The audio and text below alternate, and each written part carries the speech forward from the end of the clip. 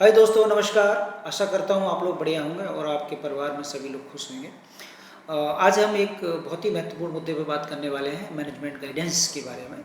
जो कंपनियां बिजनेस कर रही हैं, स्टॉक मार्केट में लिस्टेड है, एनएससी और बीएससी में, या जो एसएमई बोर्ड है उसमें भी लिस्टेड है, तो उनसे संबंधित हम बात करेंगे आज। और मैनेजमेंट गाइडेंस बहुत इंपॉर्टेंट, महत्वपूर्ण होता है किसी कंपनी, किसी बिजनेस के लिए। जो लोग उस बिज़नेस को चलाते हैं, और तो ये उनकी बात होती है, उनके दिमाग की एक मतलब स्किल्ड होती है कि किस प्रकार से किसी बिजनेस को रन करना है और मार्केट कैप को, जो मार्केट में अपने मैक्सिमम हिस्सेदारी प्राप्त करना है या अपने जो बिजनेस का एक्सपेंसर करना है। तो बहुत सारी लॉट ऑफ चीज़ें होती हैं जो हम डिस्कस करेंगे। तो कोई भी स्टॉक अगर मल्टीबैगर बनता है तो उसमें मैनेजमेंट गाइडेंस की बहुत बड़ी भूमिका होती है। बिना मैनेजमेंट के कोई भी स्टॉक मल्टीबैगर नहीं बन सकता। तो हम देखेंगे किस प्रकार से स्टॉक मल्टीबैगर बनते हैं, और मैनेजमेंट गाइडेंस के साथ, अगर मैनेजमेंट का गाइडेंस हमेशा पॉजिटिव रहता है तो कोई भी स्टॉक जिसका मैनेजमेंट बढ़िया है और वो स्टॉक मल्टीबैगर बनता है, बहुत सारा पैसा बना के देता है हमारे इन्वेस्टर को। तो आज इसी पे बात करते हैं। मेरा छोटा सा डिस्क्लेमर है इसके लिए। मेरे चैनल पर किसी प्रकार के कोई स्टॉक को बाय और सेल करने की रिकमेंडेशन नहीं दी जाती है, और मेरा आपसे भी अनुरोध है कि पैसा आपका होता है, बहुत हार्ड एंड मनी होती है आपकी, वो बहुत मुश्किल से बचाया जाता है, बहुत सारी चीज़ें सेक्रीफाइस करते हैं आप, तब जाके कहीं पैसा बच पाता है, और उसके बाद मतलब आप उस पैसे को इन्वेस्ट करते हैं। तो मेरी राय यही है कि जब आपको खुद का कन्विक्शन आ जाए, खुद जब अंडरस्टैंडिंग हो जाए मार्केट समझने की, स्टॉक को समझने के लिए, और कॉर्पोरेट डॉक्यूमेंट आपको पढ़ना आ जाए, तो ये सारी चीज़ें आप उसके बाद ही करना चाहिए। तो पहले सीखने का प्रयास करिए, और फिर उसके बाद जब आपको कन्विक्शन हो जाता है। अब देखिए, मैं आधे घंटे या 1 घंटे का वीडियो बनाता हूँ और आप उसे देखेंगे तो ऐसा तो है नहीं कि 1 घंटे का वीडियो देख ले और आप एक्टिव इन्वेस्टर बन जाएंगे। नहीं, आप जब वीडियो को देखेंगे, समझेंगे चीज़ों, फिर मार्केट में अप्लाई करेंगे। तो अप्लाई करेंगे तो उसमें होता क्या है कि कभी कभी हम जो कॉर्पोरेट डॉक्यूमेंट पढ़ रहे हैं, कभी कभी हमसे गलतियाँ भी हो जाती हैं। तो गलतियों से मार्केट हमें खुद सिखा देता है। लेकिन हाँ, अगर चीज़ें पता है आपको कहाँ गलती हुई है, तो कहाँ क्या क्या चीज़ें देखनी चाहिए, तो उसे अगली बार जो अगेन टू अगेन अगर करेंगे तो आपका जो भी आपका कन्विक्शन है उसमें बहुत ज़्यादा इंप्रूवमेंट होगा, और आप बहुत जल्दी फिर एक्टिव इन्वेस्टर बनेंगे और चीज़ों को देखना सीख जाएंगे। तो मैनेजमेंट गाइडेंस की बात करें तो किसी कंपनी के लिए जो मैनेजमेंट गाइडेंस होता है बहुत ही महत्वपूर्ण होता है, सबसे ज़्यादा महत्वपूर्ण। तो दूसरी एक चीज़ और बताते हैं हम आपको कि जो हमारा स्टॉक मार्केट है, मतलब स्टॉक मार्केट का इंडिया का क्या, और या चाहे पूरी दुनिया में जितने भी स्टॉक मार्केट है, शेयर बाजार है, जितने भी शेयर बाजार है, चाहे अमेरिका हो, इंग्लैंड हो, दुनिया के, चाहे चाइना हो, कोई भी देश हो, किसी का भी बाजार हो, सभी बाजार जो है हमेशा जो है फॉरवर्ड लुकिंग होते हैं। फॉरवर्ड लुकिंग का मतलब होता है आगे भविष्य की चीज़ों को देखकर ही वो चलते हैं। मतलब कैसे, मतलब ऐसा इंजन है ये जो भविष्य में क्या होने वाला है तो आगे की देखता है, आगे की चीज़ों देख करके वो मार्केट अपना रिएक्शन करता है। और पास्ट में क्या हुआ क्या नहीं हुआ उसको मार्केट नहीं देखता है। जो चीज़ उसके मतलब बीत गई वो बीत गई, आगे क्या होने वाला है तो इसी में देखेंगे। मैनेजमेंट का गाइडेंस जो होता है वो इससे रिलेटेड है, क्योंकि मैनेजमेंट गाइडेंस हमेशा जो चीज़ बीत जाती है वो तो बीत जाती है, आगे क्या करने का इरादा है मैनेजमेंट का, तो मार्केट उसको देखता है, और दुनिया स्टॉक भी उसी के आधार पर चलता है। दूसरी एक महत्वपूर्ण बात करें तो देखिए आप, कोई भी पास्ट में जो घटना घट गई वो तो घट गई, लेकिन आगे भविष्य में क्या होने वाला है, क्या हमारा प्लान है, क्या योजना है, हम क्या करना चाहते हैं। मेरा कहने का मतलब मैनेजमेंट क्या करना चाहता है, मैनेजमेंट का क्या प्लान है उस कंपनी के बारे में, अपने बिजनेस के बारे में। तो जब वो चीज़ें मैनेजमेंट अपना जो गाइडेंस देता है, अपने कॉर्पोरेट डॉक्यूमेंट में बताता है, तब जाके कोई स्टॉक आगे की जर्नी तय करता है। तभी मार्केट में उसके साथ बहुत सारे एक्टिव इन्वेस्टर आते हैं, वो देखते हैं कि मैनेजमेंट बहुत बढ़िया है और मैनेजमेंट का जो गाइडेंस है वो पॉजिटिव है, मतलब सकारात्मक सोच रखता है। तभी जाके जो इन्वेस्टर है, एक लॉट ऑफ मनी, बहुत सारा पैसा उस स्टॉक या उस कंपनी के साथ आता है, तब जाके वो स्टॉक एक मल्टीबैगर बनता है और बहुत सारा पैसा बना के देता है। चाहे दुनिया के किसी भी बाज़ार में आप इस चीज़ को आजमा लें, और इसी प्रकार से काम करते हैं चीज़ें। बाकी मैं कुछ एग्जाम्पल के द्वारा आपको समझाऊंगा जिससे कि आपको जल्दी समझ में आ जाए। दूसरी एक हम बात करते हैं कि जो मतलब कहने का मतलब यह है कि जो मैनेजमेंट का गाइडेंस है, तो उसमें कई प्रकार का होता है। जैसे कि मान लो सेल्स ग्रोथ गाइडेंस हो गया, या मार्जिन का गाइडेंस हो गया, कैपेक्स का गाइडेंस हो गया। तो ये अलग अलग चीज़ें डिसाइड होती हैं और किसी कंपनी में ये तीनों चीज़ें बहुत ही महत्वपूर्ण होती है। Sales growth, pace of sales growth बहुत महत्वपूर्ण होती है, मार्जिन का जो गाइडेंस होता है वो भी बहुत महत्वपूर्ण होता है, और कैपेक्स का जो गाइडेंस होता है वो भी बहुत महत्वपूर्ण होता है। तो इन तीनों चीज़ों पर हम चर्चा करेंगे। उससे पहले मैं आपको बता दूँ कि यदि हमें मैनेजमेंट का गाइडेंस, मैंने आपको बताया कि ये सब चीज़ें मिलती कहाँ हैं, तो ये सारी चीज़ें हमें कॉर्पोरेट डॉक्यूमेंट में मिलती हैं, जो कि किसी कभी कंपनी का कॉर्पोरेट डॉक्यूमेंट होता है, उनमें ये सारी चीज़ें मिल जाती हैं। तो मैं आपको बता दूं, कॉर्पोरेट डॉक्यूमेंट में दो तीन चीज़ें बहुत महत्वपूर्ण होती हैं जो हमें पढ़ना चाहिए। हमें क्या पढ़ना चाहिए? जो भी एक्टिव इन्वेस्टर है या जो भी शेयर मार्केट में काम करने वाले लोग हैं और जो एक मोटा पैसा बनाना चाहते हैं, मल्टीबैगर स्टॉक अपने पोर्टफोलियो में रखना चाहते हैं, अपने डीमैट अकाउंट में रखना चाहते हैं, तो देखिए एक चीज़ बता देंगे, हम वो आगे डिस्कस करेंगे कि अगर आप कंपनी का कॉर्पोरेट डॉक्यूमेंट नहीं पढ़ते तो आप ये बताइए उस कंपनी के बारे में क्या जानते हैं?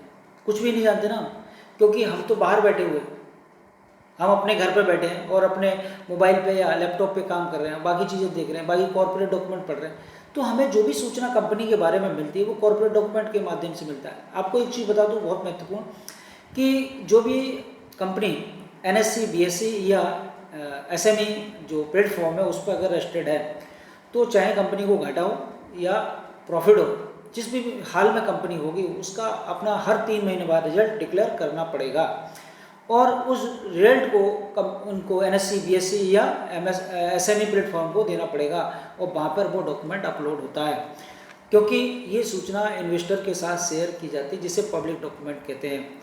तो कॉर्पोरेट डॉक्यूमेंट कोई छुपा हुआ डॉक्यूमेंट नहीं होता, ये पब्लिक डॉक्यूमेंट होता है और जिसे कोई भी चाहे देख सकता है। आप चाहे NSE और BSE SME के प्लेटफॉर्म पर जाके उस कंपनी का डॉक्यूमेंट पढ़ सकते हैं। दूसरी चीज़ है कि अगर कंपनी की वेबसाइट पर जाकर भी आप उस डॉक्यूमेंट को पढ़ सकते हैं। लेकिन सबसे जो इजी गोइंग होता है कॉर्पोरेट डॉक्यूमेंट को पढ़ना, जो मैंने सीखा है, वो है कि हम स्क्रीनर में जाएं। स्क्रीनर में जब कंपनी का नाम डालेंगे, आप उस कंपनी का जब नाम डालेंगे तो उसका वो कंपनी खुल जाएगी। उसमें एक ऑप्शन आता है ऊपर डॉक्यूमेंट में जैसे ही क्लिक करेंगे आपको सारे डॉक्यूमेंट दिखाई देने लगेगा। राइट हैंड पे आप देखेंगे कि PPT कॉन कॉल का जो ट्रांसक्रिप्शन होता है वो आपको दिखाई देगा। तो PPT में मैं आपको बता दूं, किसी भी कंपनी में हमें 2 प्रकार का डेटा मिलता है, क्वालिटेटिव डेटा और क्वांटिटेटिव डेटा। तो PPT में जो पावर पॉइंट प्रेजेंटेशन होता है उसमें हमें क्वांटिटेटिव डेटा मिलता है, जिसमें ग्राफ और डायग्राम और डेटा के माध्यम से उसमें समझाया जाता है, जो कि बहुत ही ईजी होता है चीज़ों को समझना। बस आपको पढ़ना आना चाहिए, क्या पढ़ रहा है क्या नहीं पढ़ रहा है। दूसरा होता है जो कॉन कॉल का जो ट्रांसक्रिप्शन, मतलब ट्रांसक्रिप्ट होती है उसकी, उसे हमें थ्योरी में मतलब क्वांटिटेटिव डेटा में पढ़ना होता है, क्वालिटेटिव डेटा में सॉरी। तो वो वहाँ पे आपको मैनेजमेंट का गाइडेंस मिलता है, वो बताता है क्या करने वाले हैं हम आगे भविष्य में, इस क्वार्टर का रिजल्ट कैसा रहा और आने वाले क्वार्टर में क्या होने की संभावना है। दूसरी चीज़, कभी कभी अगर कंपनियाँ कौन कौन नहीं करती हैं, PPT नहीं डालती हैं, तो हम उस कंपनी के एनुअल रिपोर्ट को पढ़ सकते हैं। तो उसमें 2-3 चीज़ें बहुत महत्वपूर्ण होती है। जो मैनेजमेंट का जो कमेंट्री होती है उसे ज़रूर पढ़ना चाहिए, और उसका जो फाइनेंशियल इंडिकेटर्स हैं या की हाइलाइट्स हैं उनको ज़रूर पढ़ना चाहिए। और लेकिन हम एक चीज़ बता दूँ आपको क्या नहीं पढ़ना चाहिए। देखिए एक चीज़ बताएं, जो चीज़ पास्ट में घटना घट चुकी है उसके बारे में ज़्यादा नहीं पढ़ना चाहिए। जैसे हम बैलेंस शीट को देखते हैं, बैलेंस शीट हमेशा 31 मार्च तक आती है और वो डिसाइड नहीं करती, वो पुरानी हो जाती, पुराना डेटा होता है। तो बैलेंस शीट को ना पढ़ें, क्योंकि बैलेंस शीट को पढ़ के बहुत सारी चीज़ें जो नॉन प्रैक्टिकल होती है अगर पढ़ेंगे तो उसमें उलझ जाएंगे। तो हमें प्रैक्टिकल चीज़ें देखनी है कि आगे भविष्य में क्या होने वाला है, कंपनी क्या करने वाली है, तो इस पर ध्यान देना चाहिए। तो आपको सारा डॉक्यूमेंट वहाँ पे मिल जाएगा।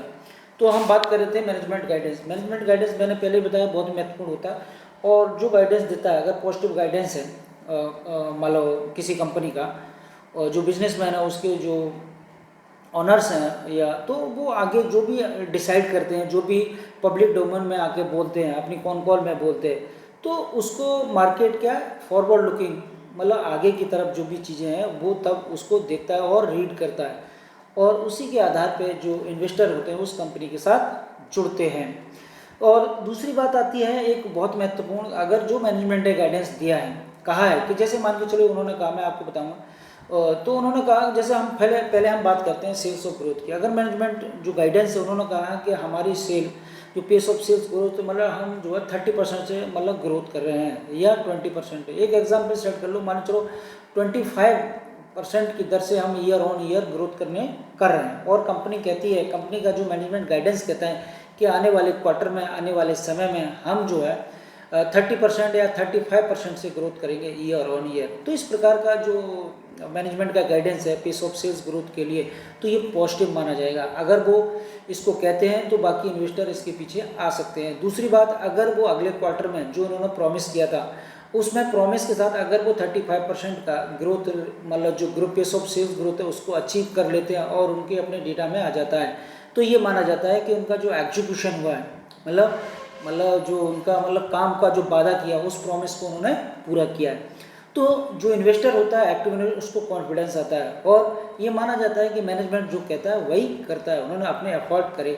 वो कभी कभी ऐसा हो जाता है कोई टेक्निकल प्रॉब्लम आ जाए, कोई नेचुरल कैलेमिटीज हो तो अलग बात होती है, लेकिन अगर मान के चलिए अगर मैनेजमेंट जो वादा किया, अगर उन्होंने वो वादा मान चलो 35% का उन्होंने एग्जीक्यूशन नहीं किया जो उन्होंने प्रॉमिस किया, पता चला वो 20 का किया, तो इस प्रकार का मैनेजमेंट गाइडेंस बढ़िया नहीं माना जाता। तो क्या करना चाहिए, इस प्रकार के स्टॉकों के साथ हमें नहीं रहना चाहिए। जो मैनेजमेंट अगर कोई भी प्रॉब्लम नहीं है और दाएं बाएं की प्रॉब्लम बता के कह रहा है भी हम इसको इसकी वजह से नहीं कर पाए, तो ये समझ लीजिए फिर वो स्टॉक पैसा बना के आपको नहीं देगा। तो मेरा कहने वाला जो मैनेजमेंट का गाइडेंस पॉजिटिव है और उसका परिणाम भी पॉजिटिव आता है अगले क्वार्टर में, तो इस प्रकार का गाइडेंस बढ़िया माना जाता है और वो स्टॉक के लिए हेल्दी होता है, एक्टिव इन्वेस्टर के लिए भी बढ़िया होता है। अब बात आती है कि हमें क्या करना चाहिए। अगर आप उस स्टॉक को खरीद लेते हैं, अपने पोर्टफोलियो में रख लें, तो हमें उसको ट्रैक करना चाहिए। अगर नहीं भी खरीदते हैं तो कोई भी बात नहीं, हमें बिजनेस को ट्रैक करते रहना चाहिए। तो मैंने पहले बताया कि गाइडेंस दो प्रकार का होता है, एक बैड गाइडेंस होता है, एक गुड गाइडेंस होता है, एक पॉजिटिव गाइडेंस होता है, एक नेगेटिव गाइडेंस होता है। नेगेटिव का जैसे मैंने अभी आपको बताया, पॉजिटिव गाइडेंस क्या होता है कि जैसे मैंने कोई कंपनी 20% से ईयर ऑन ग्रोथ करी, अब वो प्रॉमिस करता है हम 35% से ग्रोथ करेंगे, तो ये पॉजिटिव गाइडेंस है। और दूसरी बात, अगर इसको एग्जीक्यूट कर लेते हैं अगले क्वार्टर में या आने वाले समय में, तो उसको और बेटर माना जाए, तो ये पॉजिटिव गाइडेंस होता है, मतलब ये गुड गाइडेंस होता है मैनेजमेंट। और नेगेटिव क्या होता है, जो बैड गाइडेंस क्या होता है, जैसे उन्होंने प्रॉमिस तो किया कि हम जो 35% के हिसाब से ग्रोथ करेंगे, लेकिन जब क्वार्टर का रिजल्ट आया उन्होंने अफोर्ड तो नहीं किए, तो कुछ लोगों ने पैसा डाल दिया कंपनी में उनके गाइडेंस के आधार पर, लेकिन उन्होंने उसको एग्जीक्यूट नहीं किया और दुनिया के इधर की और उधर की बातें बता के और अपने में कॉन कॉल में उन्होंने बताया। तो जब कॉन कॉल में इस प्रकार की बातें करते हैं तो चीज़ें समझ में आ जाती है और उनका जो सेल्स ग्रोथ है, पेस ऑफ सेल्स ग्रोथ है, वो 20% ही रहा, वो बढ़ा नहीं। तो इस प्रकार का जो गाइडेंस होता है मैनेजमेंट का, वो निगेटिव माना जाता है और उससे फिर वो स्टॉक मतलब इसका जो रिटर्न ऑन इक्विटी है वो बैक साइड में काम करने लगता है, और बैक साइड में काम करने लगता है तो फिर वो स्टॉक पैसा बना के नहीं देता है। तो इसके बारे में ROE, रिटर्न ऑन इक्विटी के बारे में मेरे बहुत सारे वीडियो हैं, मतलब आप वीडियो बन चुका है मेरे चैनल पे, देख सकते हैं आप। पेस ऑफ सेल्स ग्रोथ के लिए इंडिविजुअल वीडियो है, मैं उसमें आप देख सकते हैं। तो ये बात होगी गुड गाइडेंस और बैड गाइडेंस की। दूसरी बात आती है कि कभी कभी गाइडेंस क्या है, कुछ कंपनियां ऐसी भी होती हैं, मैं आपको बता दूं कि वो गाइडेंस देती हैं, मतलब उन्होंने कहा हम 35% से ग्रोथ करेंगे ईयर ऑन ईयर, और पता चला 50% से ग्रोथ कर दिया, उनका एफर्ट इतना था।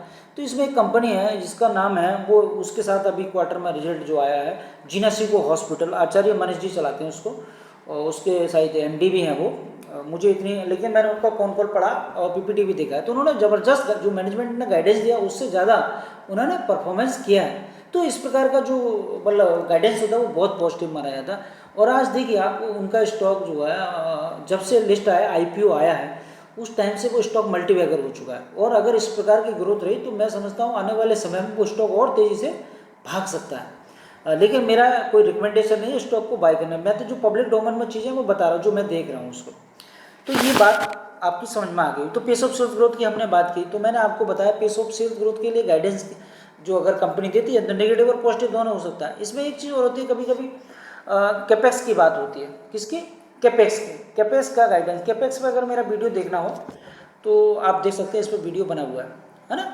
तो कैपेक्स की बात करें तो कैपेक्स में क्या होता है कि जैसे मान चलो कोई भी सेल्स स्टोर है या मतलब हॉस्पिटल की ब्रांच है, मतलब जिस प्रकार का ये फाइनेंशियल, जो मेरा जो वीडियो है वो आज जो फाइनेंशियल सेक्टर को छोड़ करके बाकी सारे सेक्टर पे अप्लाई होता है। फाइनेंशियल के लिए इसलिए अप्लाई नहीं होता है, उसके कंडीशन अलग होती है फाइनेंशियल सेक्टर की, जैसे बैंकिंग हो गई, NBFC हो गया, तो उन पर ये अप्लाई नहीं होता है, तो उनके नियम अलग है, थोड़ा उसका अलग है, उनका कौन कौन अलग होता है, उसमें टर्मोलॉजी अलग होती है, तो उस पर अप्लाई ना करें इसको।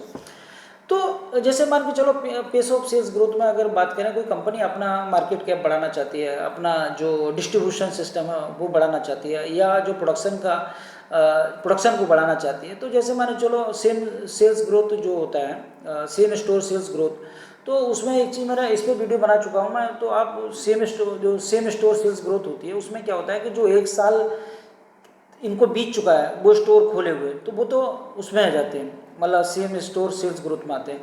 और जो स्टोर इनको खोले हुए एक साल से कम हुआ है तो वो न्यू में आते हैं। तो इन दोनों की जो ग्रोथ आती है, पेस ऑफ सेल्स ग्रोथ, अगर दोनों की पॉजिटिव आती है तो पेस ऑफ सेल्स ग्रोथ बढ़िया माना जाता है।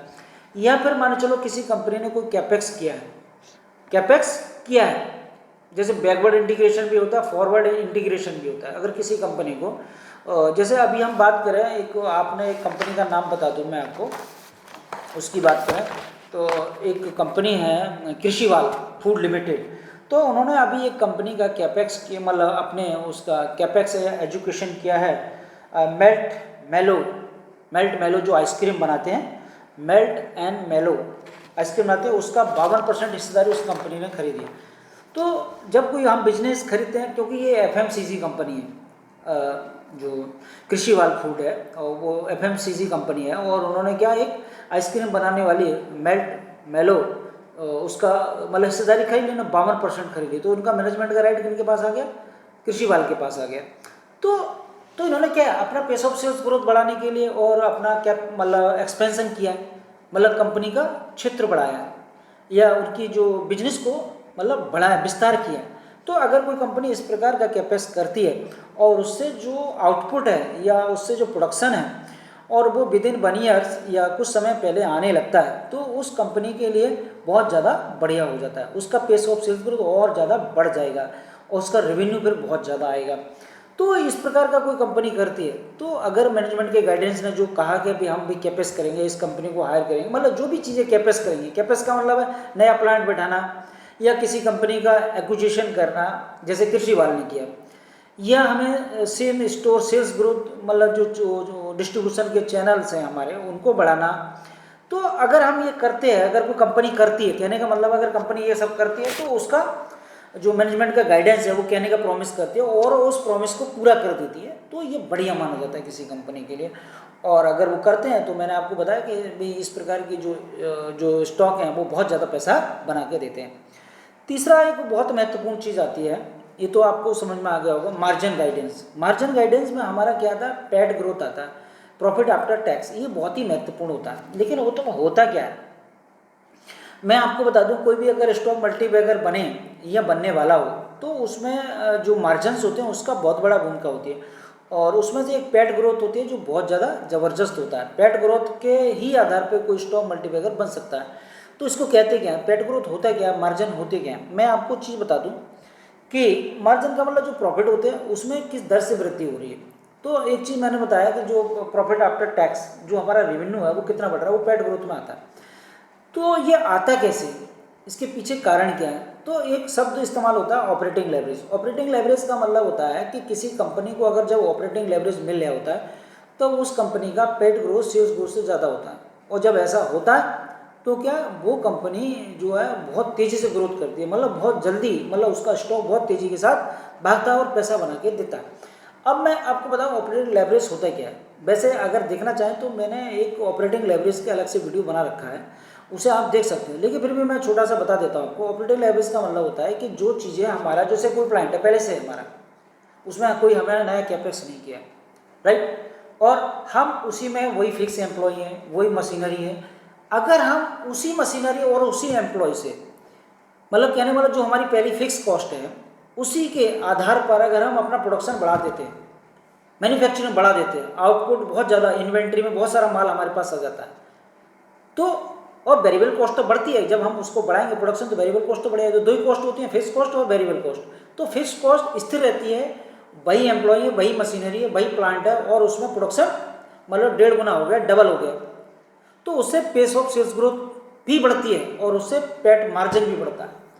तो पैट मार्जिन जब जब वो मेरा कहने का मतलब है, जब पैट मार्जिन सेल्स ग्रोथ से ज़्यादा होता है, इसका मतलब होता है कि उस कंपनी को जो उसकी फिक्स कॉस्ट है, मतलब ऑपरेटिंग लेवरेज मिला है उसे, मतलब उसी के बिजनेस से उन्होंने अपने लोग वही हैं, उसी से उन्होंने अपना प्रोडक्शन बढ़ाया। जैसे एक उदाहरण के माध्यम से समझ लो, कोई हॉस्पिटल है, अब उस हॉस्पिटल में, एक ही हॉस्पिटल है, 10 डॉक्टर हैं और मतलब कुल मिला के 50 लोगों का स्टाफ है वो हॉस्पिटल में, और उस हॉस्पिटल में मान चलो 100 बेड है, सही। अब 100 बेड और 50 लोग हैं, अब मान चलो उसमें अगर मान लो डेली 100 मरीज आते हैं, राइट, तो अब उसका रेवेन्यू जो पेस ऑफ सेल्स ग्रोथ है वो उतना ही है। अगर मान लो डेली उसमें पेशेंट अगर सुविधा बढ़िया है, सब कुछ बढ़िया है और उनकी मतलब फैसिलिटी बढ़िया है, मतलब कहने का मतलब है उनके लिए, सब कस्टमर के लिए बहुत अट्रैक्ट करता है। जब कस्टमर को अट्रैक्ट करेगा तो आप मान के चलिए उसमें अगर डबल हो जाए, मतलब डेली पेशेंट 200 पेशेंट डेली आए, तो आप देखिए मतलब चीज़ें तो वही हैं, तो उसका मतलब जो हॉस्पिटल उसका रेवेन्यू बढ़ेगा नहीं बढ़ेगा। तो इस प्रकार से उसका पेट ग्रोथ ज़्यादा होगा, मतलब सेल्स ग्रोथ से पेट ग्रोथ ज़्यादा हो जाता है। तो इस अगर किसी स्टॉक का पेट ग्रोथ सेल्स ग्रोथ से अगर ज़्यादा है, ऑपरेटिंग लेवरेज मिला है उसे, तो वो स्टॉक मतलब मल्टीबैगर भविष्य में बन सकता है। लेकिन इसमें एक शर्त है कि ये मतलब ये स्टेबल होना चाहिए, मतलब जब भी क्वार्टर टू क्वार्टर रिजल्ट आए तो ये उसको मेंटेन करें। ऐसा नहीं है कि एक क्वार्टर में आ गया अगले क्वार्टर में नहीं आया, राइट। तो अगर ऐसा होता है तो फिर मल्टीबैगर नहीं बनेगा। इसके लिए मतलब कंटिन्यूशन में होना चाहिए, मतलब हर क्वार्टर में उसका इस प्रकार से जो पेट ग्रोथ है सेल्स ग्रोथ से ज़्यादा है, तब जाकर वो स्टॉक मल्टीबैगर बन सकता है। तो हमें स्टॉक को इस प्रकार से देखना चाहिए। अगर हम उसको नहीं देखेंगे तो ये हमें पता कहाँ चलता है। मैंने आपको बताया ये सारी चीज़ कॉर्पोरेट डॉक्यूमेंट में मिलती है, तो आपको ये देखना चाहिए। तो तीन प्रकार का गाइडेंस होता है, मैंने आपको बताया। मैनेजमेंट का गाइडेंस जो होता है पेस ऑफ सेल्स ग्रोथ के लिए गाइडेंस, मतलब पेस ऑफ सेल्स ग्रोथ बढ़ाएंगे हम, और मार्जिन गाइडेंस मतलब हमारा पैट जो मार्जिन है उसको और बढ़ाने की कोशिश करेंगे। कैपेक्स का गाइडेंस मतलब हम एक्विजिशन करेंगे, बैकवर्ड इंटीग्रेशन, फॉरवर्ड इंटीग्रेशन, ये सब करना कंपनी का, या न्यू प्लांट बैठाएंगे, राइट। तो जैसे मैंने आपको बताया, जैसे कृषिवाल फूड ने किया, और भी बहुत सारी कंपनियां। मैं एक चीज़ और बता दूं आपको, एक कंपनी है टेम्बो ग्लोबल, ये भी एक कैपेक्स करने जा रही है, मतलब डिफेंस में। इन्होंने अमरावती, नागपुर के पास अमरावती एक जगह, वहाँ पे एक प्लांट बैठा रहे हैं डिफेंस के लिए, और इन्होंने उस डिफेंस के प्लांट के लिए, डिफेंस सॉल्यूशन में एक जो है आर्मी का अफसर को भी हायर कर रखा, मतलब उसे अपना एम्प्लॉय बना रखा, वो उस चीज़ को, उस प्रोजेक्ट को देख रहा है। तो इस प्रकार का ये एक्विजिशन कहलाता है, कैपेक्स कहलाता है। तो ये बात आपको समझ में आ गई। अगर कंपनी इन तीनों गाइडेंस को देती है, pace of sales growth guidance, margin का गाइडेंस और कैपेक्स का गाइडेंस, और जब गाइडेंस इसका पॉजिटिव होता है और इसका एग्जीक्यूशन बढ़िया होता है, मतलब जो कहा मैनेजमेंट ने और वही किया, तो फिर वो स्टॉक बहुत तेजी के साथ भागता है और बहुत सारा पैसा बना के देता है। तो इस प्रकार के स्टॉक मल्टीबैगर बन सकते हैं, राइट। लेकिन बात आती है कि मल्टीबैगर स्टॉक को आप उसको होल्ड कैसे करें। तो हम होल्ड नहीं कर पाते, उसका बेनिफिट ले ही नहीं पाते। क्यों नहीं ले पाते? क्योंकि हम लोग क्या, हमारी जो बैड हैबिट होती है, हम चार्ट बनाते हैं। तो चार्ट जो बनता है, हम चार्ट को देखते हैं। तो चार्ट तो भाई हम बाहर बैठे हैं, तो चार्ट तो हमें दिखाई यही देता है, वो तो अंदर क्या चल रहा है वो तो बताता नहीं। तो जब बताता नहीं है तो हमें पता नहीं चलेगा अंदर बिजनेस में क्या हो रहा है, और उसके लिए हमें कॉर्पोरेट डॉक्यूमेंट पढ़ना चाहिए, उस पर विश्वास भी करना पड़ेगा आपको। अगर विश्वास नहीं करेंगे तब भी प्रॉब्लम है। तो भाई अगर आप इन्वेस्टर हैं, एक्टिव इन्वेस्टर हैं, तो विश्वास तो करना पड़ेगा गवर्नमेंट के डॉक्यूमेंट पे, तो कॉर्पोरेट डॉक्यूमेंट पे हमें बिलीव करना ही पड़ेगा। अगर मान के चलिए अगर वो झूठ बोलता है, मैनेजमेंट कुछ नहीं करता है, तो हमारे पास एक सेल बटन होता है, हम अपने स्टॉक को सेल कर सकते हैं, कोई दिक्कत नहीं। हम वहाँ से बाहर निकल जाएं, कोई दिक्कत नहीं। तुम करना है वो करो, हमें जो करना है वो करेंगे। भाई मार्केट में आए तो रिस्क तो लेना ही पड़ेगा। तो हमें क्या है, तभी तो मैं आपसे कहता हूँ कि आपको एक्टिव इन्वेस्टर होना चाहिए। मतलब हर 3 महीने बाद, हर महीने उस स्टॉक जो आपके पोर्टफोलियो में, आपके डीमेट अकाउंट में, उसकी मॉनिटरिंग करते रहने चाहिए। कभी कोई उसमें नेगेटिव न्यूज़ तो नहीं है। और कुछ लोग गलती क्या करते हैं कि हम तो भाई लॉन्ग टर्म इन्वेस्टर हैं और एक बार स्टॉक खरीद लिया और सो गए। अरे भाई ऐसा नहीं होता है। आप अपना पैसा डाल के कैसे सो जाओगे बताओ? जो आपका पैसा लगा हुआ है वो आप तो बिजनेस नहीं कर रहे हो ना, बिजनेस तो दूसरे मतलब जो हमारा मैनेजमेंट है वो कर रहे हैं, आप तो कंपनी के बाहर बैठे हो, आपको क्या मालूम। तो पैसे डाल के भूल जाना स्टॉक में, ये समझदारी का काम नहीं है। समझदारी का काम क्या है कि आपको हर 3 महीने पे उसके रिजल्ट देखने चाहिए, कॉर्पोरेट डॉक्यूमेंट पढ़ना चाहिए, मैनेजमेंट क्या कह रहा है क्या नहीं कह रहा है, तब आपको पता चलेगा। और जब स्टॉक अगर मैनेजमेंट का गाइडेंस बढ़िया है तो स्टॉक के साथ बने रहिए। अगर मैनेजमेंट का गाइडेंस गड़बड़ हो, उसका रिजल्ट खराब हो जाए, पेस ऑफ सेल्स ग्रोथ चली जाए, तो क्या करना चाहिए हमें? उस स्टॉक से अपनी पोजीशन काट देनी चाहिए। मैं एक चीज़ और बता दूं, हमें स्टॉक बाय करने की कला सबको आती है, लेकिन हमें स्टॉक को सेल करने की कला नहीं आती। हमें सबसे पहले स्टॉक को सेल करना आना चाहिए, बेचना आना चाहिए, ये बहुत ज़रूरी है, क्योंकि अगर ये नहीं आए तो आपका पैसा बहुत ज़्यादा नुकसान हो जाता है। तो हमें इसकी अगर ये आता है तो हम अपने पैसे को मतलब प्रॉफिट भी मैक्सिमम कर सकते हैं और अपना नुकसान भी कम से कम कर सकते हैं। जैसे फॉर एग्जांपल, मानो कोई स्टॉक है जो आप कई साल से होल्ड कर रहे हो और वो मल्टीबैगर बन चुका है, 4 गुना 5 गुना हो गया। अब मानो चलो अचानक से कोई स्टॉक हमेशा लगातार तो अच्छा नहीं कर सकता, कभी ना कोई प्रॉब्लम तो आएगी उसमें। जब उसमें कोई प्रॉब्लम आ गई और रिजल्ट आपने देखा तो आप क्या करेंगे? सबसे पहले उस स्टॉक को बेचिए, तब उसके बाद में सोचिए। क्यों? जो आपने पैसा कमाया उस स्टॉक में, अगर वो चला गया तो फिर क्या फायदा? तो सबसे पहले स्टॉक को बेचिए, फिर उसमें सोचिए क्या करना है। अगर आपके पास पैसे होंगे तो बाद में खरीद लेंगे, सही होगा, कोई दिक्कत थोड़ी है, बताइए। अब पता चला कोई स्टॉक आपने गलती से ले लिया और मान चलो 1 क्वार्टर में सही था मैनेजमेंट, उन्होंने उसको एग्जीक्यूशन नहीं किया, तो आप क्या करेंगे? भाई उससे अपना पैसा निकाल लीजिए, वो तुरंत निकालिए। तो कम से कम जो अच्छा ग्रोथ कर रहा है, जिसका पेस ऑफ सेल्स ग्रोथ ज़्यादा है, जो जिसका पैट ग्रोथ ज़्यादा है, जिसने कैपेस किया है, उस स्टॉक में लगाइए ना पैसा। अरे थोड़ा लॉस हो जाएगा कोई बात नहीं, लेकिन कम से कम कैपिटल तो बचे। तो हमें कैपिटल भी बचाना आना चाहिए, और जो प्रॉफिट हमने ले लिया मल्टीबैगर होगा स्टॉक, और वो भी हमें सेव करना आना चाहिए। तो स्टॉक को बेचने की कला आनी चाहिए। अगर हमें स्टॉक को बेचने की कला नहीं आती तो फिर क्या फायदा, फिर बताइए। तो इस प्रकार के लोगों के लिए जो एक्टिव इन्वेस्टर नहीं है, उनके लिए फिर ये नहीं है, वो मोटा पैसा नहीं बना पाते। जो कहते हैं मैं तो लॉन्ग टर्म इन्वेस्टर हूँ, पैसा लगा के भूल गए, ऐसा नहीं होता भाई आप ऐसे कैसे कर सकते हैं? या तो आप बिजनेस कर रहे हो, भाई बिजनेस तो दूसरा कर रहा है, हम स्टॉक में पैसा डाल के कैसे बैठ सकते हैं जो उसको ट्रैक ही ना करें, देखें ना। ऐसी बहुत सारी कंपनियां जो पैसा नहीं बनाए 10 साल हो जाती है। जैसे एशियन पेंट्स है, देखिए ग्रोथ नहीं है। HDFC ने 4-5 साल से कोई पैसा नहीं बनाया। बजाज फाइनेंस पहले बहुत पैसा बना था, अब कोई ग्रोथ नहीं है उसमें। बैंकिंग सेक्टर में सब में ग्रोथ चली गई, केवल NBFC में ग्रोथ रह गई। अब किसी बैंकिंग सेक्टर को लेकर बैठ जाओ, अब HDFC लेकर बैठ जाओ, तो आप सोचो कि बड़ा बढ़िया स्टॉक है, बढ़िया, कोई दिक्कत नहीं, पैसा बना के दे। भाई पैसा भी नहीं बनाएगा, आपका पैसा पड़ा रहेगा, तो उससे कोई फायदा होने वाला नहीं है। तो हम यहाँ कुछ बैड जो गाइडेंस है उनकी बात कर लेते हैं। जैसे बेला कासा का नाम सुना होगा, फैशन से संबंधित कंपनी है। इसका जो अभी रिजल्ट आया है उसका लो ROI है, और उसका जो पेस ऑफ सेल्स ग्रोथ पहले ज़्यादा हुआ करती, और अब जो 20.7 है ईयर ऑन ईयर, तो ये घट गया इसका। और इसका लो ROI है 12.5 है, तो ये थोड़ा सही नहीं है इसको। तो इस प्रकार की अगर ग्रोथ आ जाती है तो इसमें मतलब फिर ये बढ़िया नहीं माना जाता। तो इस प्रकार के स्टॉकों से दूर रहे। हाँ, लेकिन ट्रैक करते रहना चाहिए। जब भी इसमें अगर मैनेजमेंट का गाइडेंस पॉजिटिव आए और इनका पेस ऑफ सेल्स ग्रोथ बढ़िया है तो कोई दिक्कत नहीं, हमें उसके साथ रहना चाहिए।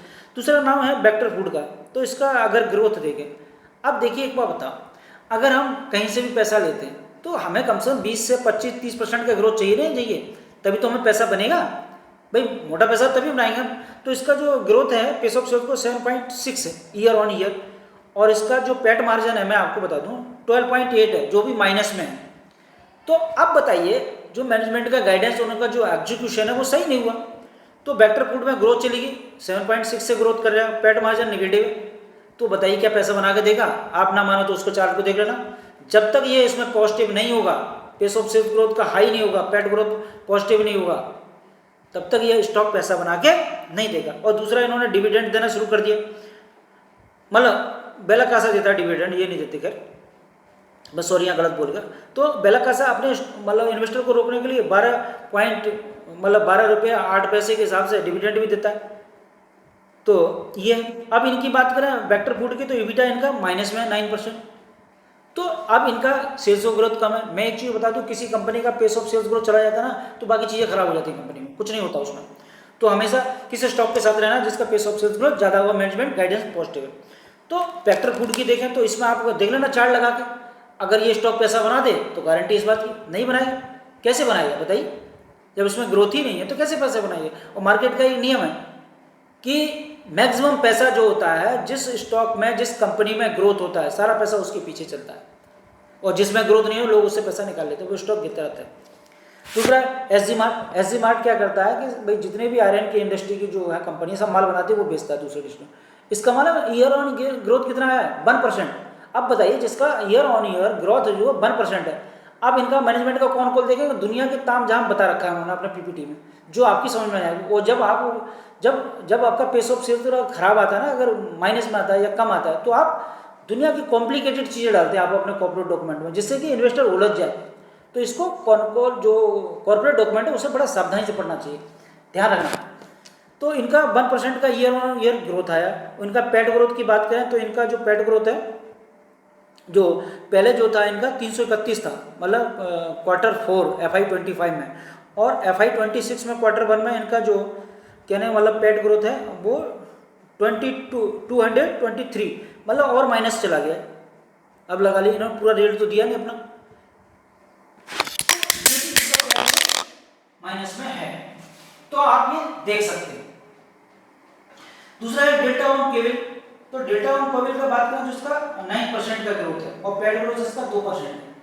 आप बताइए क्या ये पैसा बना के देगा आपको, मुझे बता दो। और डीसीबी बैंक की बात करें तो डीसीबी बैंक भी उसकी यही हालत है।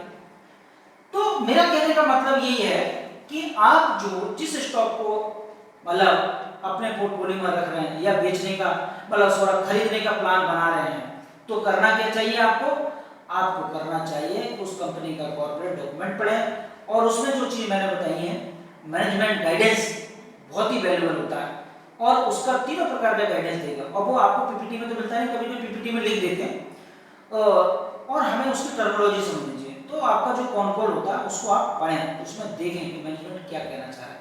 लेकिन मेरी बात समझना, जिस कंपनी में पेस ऑफ सेल ग्रोथ हो उसी कंपनी का आप पीपीटी और कॉन्कॉल पढ़ें तो ज़्यादा बढ़िया, नहीं तो अपना टाइम खराब क्यों करें।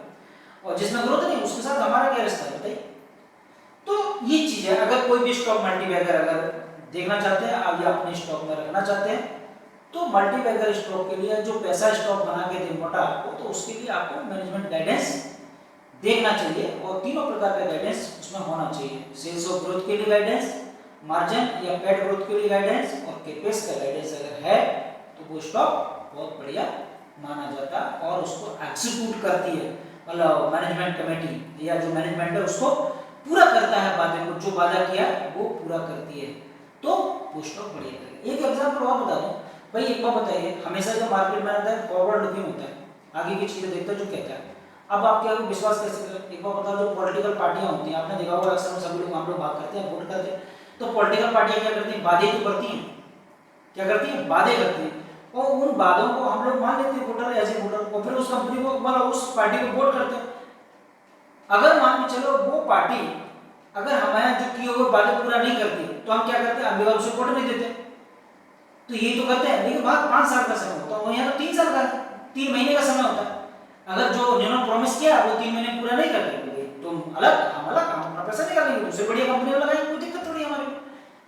तो आज की बात यहीं पे खत्म करते हैं। फिर भी मैं आपको बता दूं कि मेरे कहने से किसी स्टॉक को बाय और सेल नहीं करना है आपको, और ना किसी और के कहने से आपका पैसा अपने हिसाब से मतलब उसको मैनेज करें, और ये आपको आना चाहिए। मेरा काम है सिखाने का, एज ए टीचर मैं आपको सिखाने की कोशिश करता हूँ कि आपको एक एक्टिव इन्वेस्टर बने और चीज़ें क्या क्या होती हैं और उसके बारे में पढ़ें। तो अगला नेक्स्ट वीडियो भी आएगा बहुत जल्दी वाला, तो उसमें देखिए मैं एक आधे स्टॉक के रिजल्ट भी डिस्कस करूँगा, जिससे आपको कुछ आइडिया मिल जाए। तो इसी के साथ बात खत्म करते हैं। जय हिंद, जय भारत।